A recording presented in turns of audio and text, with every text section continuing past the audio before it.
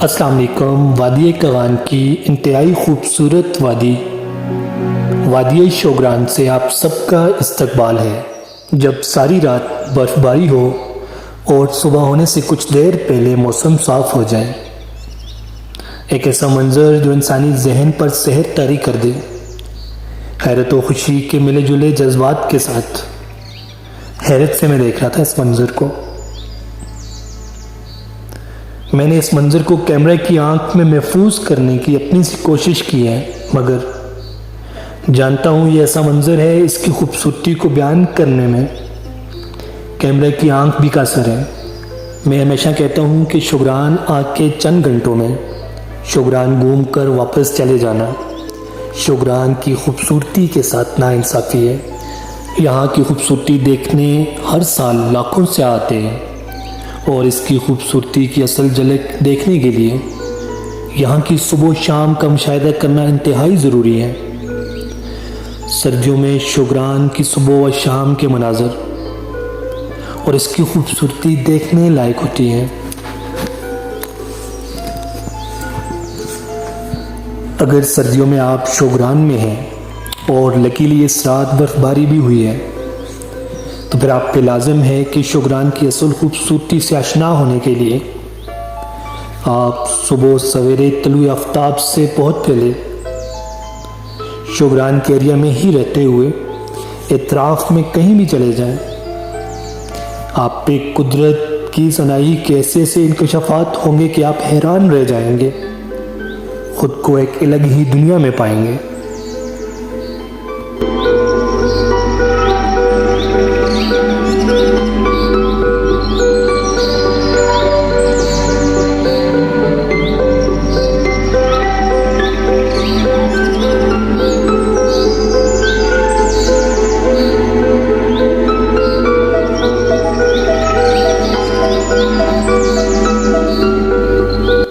नरम नरम ताज़ा बर्फ़ पे चलते हुए जो आवाज़ आ रही थी वो इतराफ़ में मौजूदा खामोशी के सकूत को तोड़ रही थी। और ऐसे चलते हुए एक अजीब खुशकिन सा एहसास हो रहा था।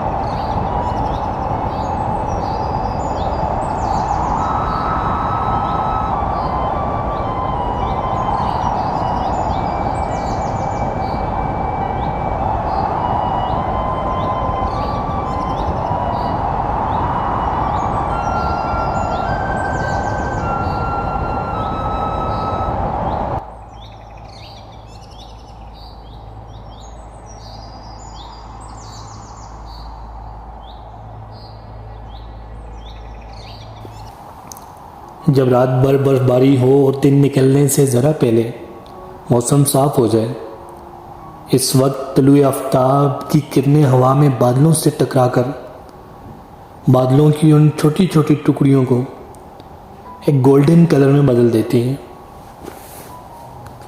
और हवा में लहराते हुए वो बादलों के छोटे छोटे टुकड़े तैरते हुए एक ऐसा मंज़र बनाते हैं, उसका सहर दिलो दिमाग पे तारी हो जाता है।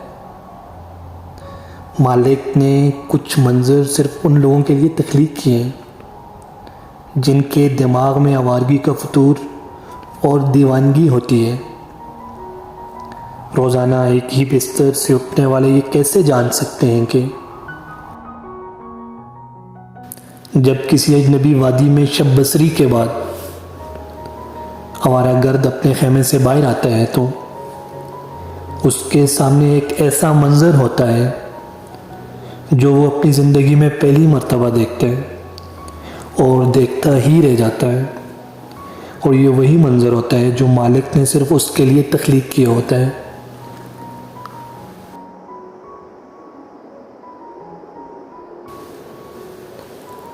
मैंने अक्सर महसूस किया है कि कुदरत अपने अंदर कई दुखों का मदावा लिए हुए हैं और अल्लाह ताला ने कायनात के रंगों को एक ऐसा जादू अता किया है कि जिसने इस कायनात के मनाजर पर गौर किया वो इसी का होके रह गया। जब कुदरत अपने रंग कोसो कज़ा की सूरत बिखेर कर खुद पे गौर व फिक्र की दावत आम दे रही होती है, फिर मुझ जैसे जिन्हों के मारों को और क्या चाहिए। जिंदगी धूप और छाँव पर मबनी एक खूबसूरत सफ़र है।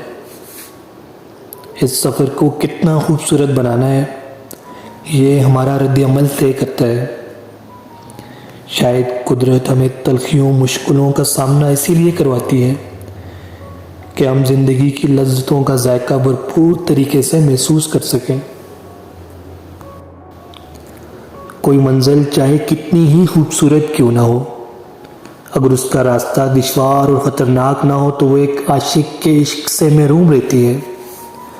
मुश्किलों दुश्वारियों से गुजर कर ही ऐसे मंजर जलवा अफरोज़ होते हैं।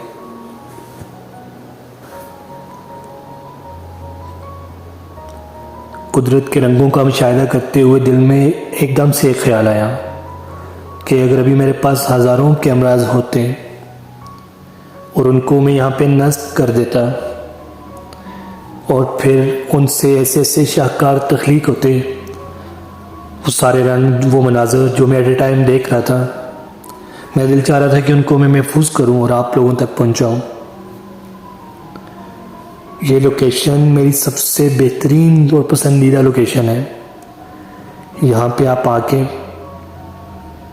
मायूस नहीं होंगे, ये मेरा आपसे वादा है।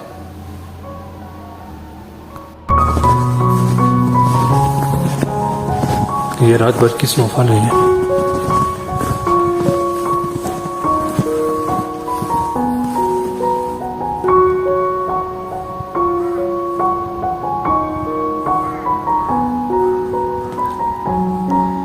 शोगरान की खूबसूरती आपके सामने। सुबह का टाइम है, परिंदों की आवाज़ों से शोगरान की फिजा जो है गूंज रही है और सूरज ने यहाँ से निकलना है, अपना दीदार यहाँ से करवाना है। उतनी देर के लिए रुक नहीं सकता। मोबाइल के जो है मोबाइल की बैटरी डाउन है, तो जो कुछ कैप्चर हो सकता है वो मैं आपको दिखाता हूँ।